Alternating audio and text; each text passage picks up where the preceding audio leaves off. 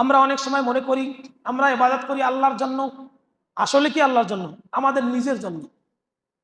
পৃথিবীর কোনো মানুষ যদি একটি সেজদাও না দেয়, আল্লাহর নামে যদি আন্দোলন করে, মিছিল করে, মিটিং করে, আল্লাহর ক্ষমতার এক চুল পরিমাণ কেউ সরাতে পারবে না।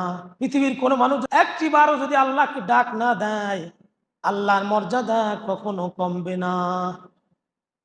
তাহলে আমরা মনে করি আল্লাহ ঠেকছে।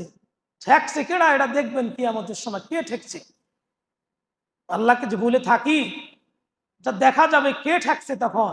আল্লাহ এত কিছু বলার পরেও আল্লাহকে ভুলে যায়। তাহলে এখানে নিদর্শন আছে, কি নিদর্শন? একটা হলো হাজরে আসওয়াদ। হাজরে আসওয়াদ অর্থ কালো পাথর। মা হাওয়া, আদম আলাইহিস সালাম, এই দুইজনকে আল্লাহ তাআলা যখন জান্নাতে থাকতে দিলেন, দুইজনকে জান্নাতে থাকতে দেওয়ার পরে আল্লাহ তাআলা একজন ফেরেশতাকে দায়িত্ব দিলেন তাদেরকে দেখাশোনা করার জন্য।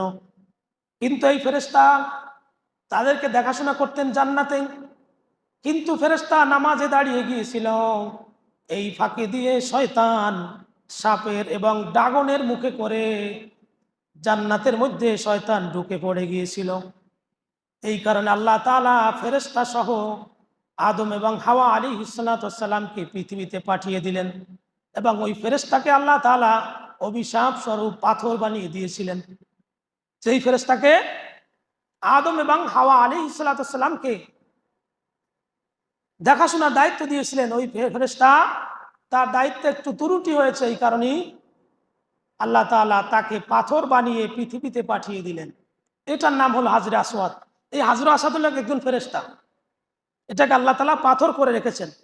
এই জন্য করেছেন, আল্লাহ তাআলা বলেছেন এই তোমাকে আমি পাথর বানিয়েছি এই কারণে কিয়ামত পর্যন্ত আমার যত বান্দারা আসবে তারা যদি শয়তানের প্ররোচনায় পড়ে, শয়তানের ওয়াসওয়াসায় পড়ে যদি গুনাহ করে থাকে, আর এই হাজরে আসওয়াদ যদি চুমা দেয়, তাহলে আমি তার সমস্ত গুনাহ ক্ষমা করে দিব।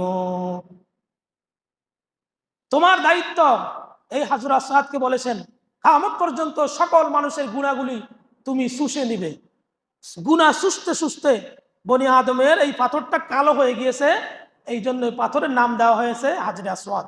এই হাজরে আসওয়াদ পাথরটি আছে কাবা শরীফের উত্তর পূর্ব কোণে, এখানে স্থাপন করা আছে। চ্যানেলটি সাবস্ক্রাইব করে আমাদের সঙ্গেই থাকুন।